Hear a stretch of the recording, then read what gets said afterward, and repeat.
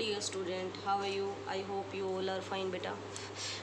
आज आपके सामने न्यूमेरिकल क्वेश्चन है रिफ्लेक्शन से रिलेटेड ही, ठीक है। Angle of incidence, angle of reflection से रिलेटेड ही है।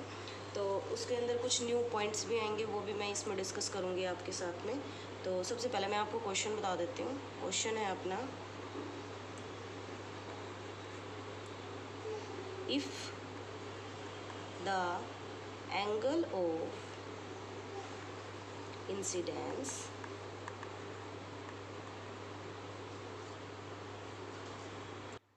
देखिए बेटा, मैंने कंप्लीट जो क्वेश्चन है वो इसके अंदर लिख दिया है आपके सामने। तो यहाँ पे ये कह रहा है कि if the angle of incidence is 50 degree then calculate the angle between the incident ray and the reflected रे।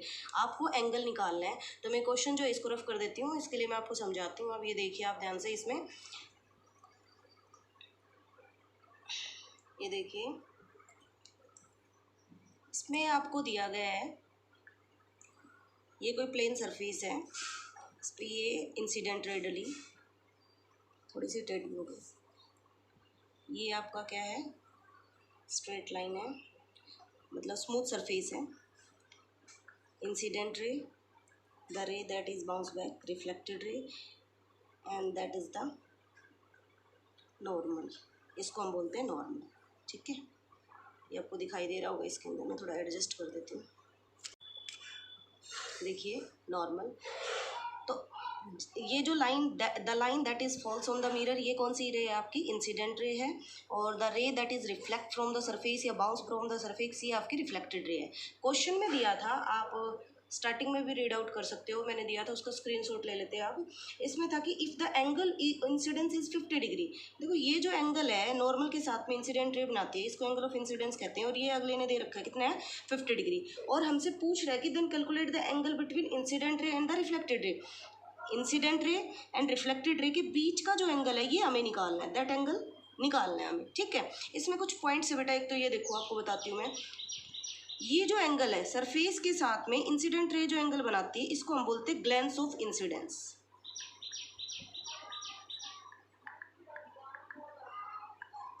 और ये जो एंगल है इसको हम बोलते हैं ग्लेंस ऑफ रिफ्लेक्शन।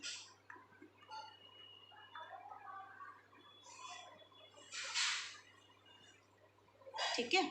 और इसमें ये जो ग्लेंस ऑफ इंसिडेंस है और एंगल ऑफ इंसिडेंस है, ये दोनों मिल करके 90 डिग्री का एंगल बनाते हैं, ठीक है। तो आप ये भी लिख सकते हो इसके अंदर कि angle of incidence plus glance of incidence is equal to कितना कहलाता है अपना, 90 डिग्री का कहलाता है। इसी तरीके से सेम एज दैट आप इसके अंदर इसकी स्क्रीनशॉट ले सकते हो। Glance of reflection plus angle of reflection is equal to 90 degree, ठीक है। ये दोनों कितने डिग्री के हो गए, 90 डिग्री के हो गए। अब हमें निकालना क्या था, एंगल ऑफ रिफ्लेक्शन निकालना है इसके, sorry angle between the incident ray and the reflected ray. You know that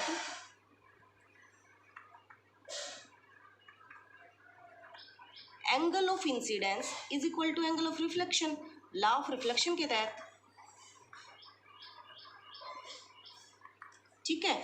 तो जितना एंगल ऑफ इंसिडेंस आपको दिया हुआ था जो कि कितने का था, 90 डिग्री का, तो एंगल ऑफ रिफ्लेक्शन भी 50 डिग्री, तो एंगल ऑफ रिफ्लेक्शन भी कितना होगा हमारा, 50 डिग्री होगा, ठीक है। लेकिन उसने तो हमें पूछा है कि जो लाइन रे, ये इंसिडेंट है और ये देखो ये इंसिडेंट रे और रिफ्लेक्टेड रे, इन दोनों के बीच का एंगल पूछा है, तो इन दोनों का सम हो जाएगा यहाँ पे आपका। तो angle of incidence plus angle of reflection जो कि कितने होंगे, 50 + 50, इट इज़ 100 डिग्री, ठीक है। तो हमारा आंसर कितना होगा, 100 डिग्री, ठीक है। एक बेटा ये जो क्वेश्चन है ये तो कंप्लीट हो चुका। कई बार क्वेश्चन क्या दे देता है, सरफेस के साथ में एंगल बता देता है। तो सरफेस के साथ में मैंने इससे पहले भी बताया था स्टार्टिंग में आपको कि जो सरफेस के साथ इंसिडेंट रे एंगल बनाती है उसको हमने ग्लेंस ऑफ इंसिडेंस बोला, ठीक है। तो ग्लेंस एंगल भी नाम आ सकता है क्वेश्चन में, और यहाँ पे जैसे ग्लेंस ऑफ रिफ्लेक्शन भी। और आपसे पूछ ले कि एंगल ऑफ रिफ्लेक्शन बताओ, तो ग्लेंस ऑफ इंसिडेंस जो है उसको 90 में से आप घटाओगे तो आपका क्या आएगा, यहाँ से ग्लेंस इंसिडेंट रे एंगल आ जाएगा, इंसिडेंस एंगल आ जाएगा। और आपको पता है लॉ ऑफ रिफ्लेक्शन के तहत एंगल ऑफ इंसिडेंस और एंगल ऑफ रिफ्लेक्शन दोनों क्या होते हैं, इक्वल होते हैं। तो यहाँ से क्या आ जाएगी, इसकी एंगल ऑफ रिफ्लेक्शन की वैल्यू आ जाएगी। इस टाइप से भी हम क्वेश्चंस को कर सकते हैं। Thank you.